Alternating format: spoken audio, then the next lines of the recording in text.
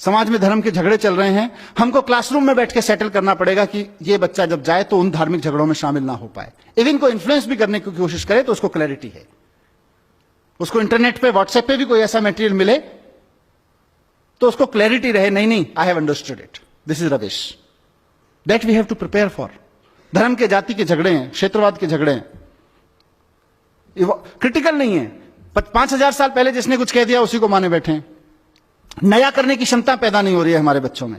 आप देखिए कितने बच्चे हैं जो नया पैदा कर सकते हैं, नया सोच सकते हैं, क्योंकि नया करने के लिए रिस्क चाहिए, रिस्क लेने की क्षमता चाहिए, और रिस्क लेने की क्षमता हम लोग नहीं पैदा कर पा रहे हैं बच्चों में। क्योंकि हम जब पैदा कर पाएंगे तो हमारी क्लास में पढ़ने वाले 40 बच्चों में से कम 38 के बीच होनी चाहिए। अभी तो 38 में से 40 में से 2 के बीच है, उसके बहुत सारे और संयोग कारण हो सकते हैं। क्योंकि जब क्लासरूम से रिवॉल्यूशन से पैदा होगा, कॉन्फिडेंस पैदा होगा, नया करने की जिजीशा पैदा होगी, हिम्मत पैदा होगी, तो वो 40 में से 38 बच्चों की में पैदा होगी कम से कम। और उसका नतीजा क्या हो रहा है?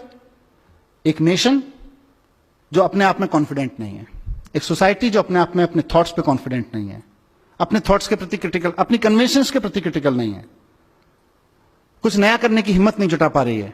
1500 साल पहले आर्यभट्ट ने कहा था शून्य है, शून्य की खोज की उसने किया, और हमने 1500 साल क्या किया? हमने 1500 साल गाना गाया, जब जीरो दिया मेरे भारत ने दुनिया को तब गिनती आई। हमने गाना गाया, और उसी शून्य का 1500 साल पहले जिस हिंदुस्तान ने शून्य का आविष्कार किया, उसी शून्य का इस्तेमाल अमेरिका और यूरोप के साइंटिस्ट ने करके पूरा साइबर वर्ल्ड उस शून्य में खड़ा कर दिया। हम गाना गाते रह गए, जब जीरो दिया मेरे भारत ने दुनिया को तब गिनती आई। उन्होंने साइबर वर्ल्ड खड़ा कर दिया। आज वो ट्विटर चलाते हैं, फेसबुक चलाते हैं, गूगल चलाते हैं, यूट्यूब चलाते हैं। हम अपने लड़के लड़कियां नौकरी करने भेजते हैं उनके यहां पे, और हम कहते हैं कि हम तो बहुत महान देश थे पहले से। हम अच्छा हमने किया है, काफी कुछ किया है, ऐसा नहीं है कि एजुकेशन में कुछ नहीं हुआ। मैं with due respect to every educator मैं कहना चाहता हूं कि एजुकेशन की आज तक की बहुत अचीवमेंट है।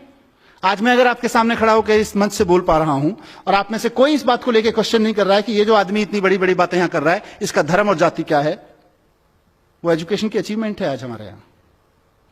आज आपके सामने कोई आदमी इंटरनेट यूज करता है और आपके मन में कभी भी यह सवाल नहीं उठता, मतलब आपके माने समाज के मन में, समाज में किसी के मन में यह सवाल नहीं उठता है कि इंटरनेट यूज करने वाले की जाति क्या है, जरा पूछ के तो देख लें, इस जाति के लोगों की हिम्मत कैसे हुई इंटरनेट यूज करने की। आज ये क्वेश्चन नहीं बचा है समाज में, वो एजुकेशन की वजह से है।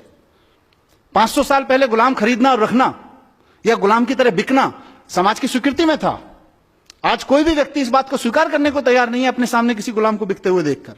खुद के लिए गुलाम होकर बिकना या खुद के लिए गुलाम खरीदना तो अलग छोड़ दीजिए, ये एजुकेशन की अचीवमेंट है। लेकिन जहां नहीं पहुंचे वहां का चर्चा करना जरूरी है। जो छूट गया एजुकेशन से वो बहुत क्रिटिकल है और वो बहुत स्लो है।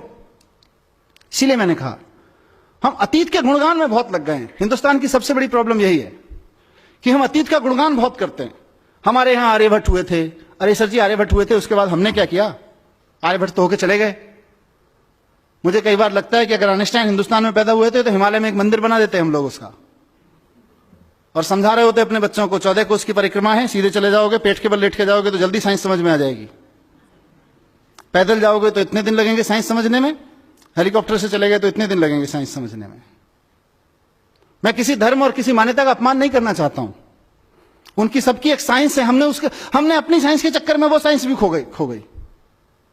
हम सिर्फ 40 रट रहे हैं, आइंस्टाइन 40, आर्यभट्ट 40, और हम 40 का देश बन गए हैं। हम नया सोचने की क्षमता खत्म कर दी है। तो मैं इस सभा के माध्यम से, जैसा मैंने शुरू में कहा कि एक बहुत बड़ा स्वार्थ मुझे यहां पे खींच के लाया है, और मेरा वो स्वार्थ है साथियों, मेरा एक सपना है कि इस देश की पॉलिटिक्स में एजुकेशन एक बड़ा मुद्दा बने, इस देश की सोच में एजुकेशन एक बड़ा मुद्दा बने। मैं एक ऐसे दिन का सपना देख रहा हूं कि हमने बड़े बड़े तरह के इलेक्शन देखे हैं। हम आ गए तो गरीबी हटा देंगे, हम हटा गए तो हिंदुओं को राज दे देंगे, हम आ गए तो मुसलमानों को राज दे देंगे, हम आ गए तो सिख इनका ये कर देंगे, उनका ये कर देंगे। हमने अलग अलग तरीके के अलग अलग रीजनल विज़ावी नेशनल इलेक्शंस में अलग अलग मुद्दे देखे हैं। मैं चाहता हूं कि इस देश में इस बात पर डिबेट हो और पॉलिटिकल पार्टीज आके खड़ी हों और कहें कि अगर हम आ गए तो हम एजुकेशन को यहां ला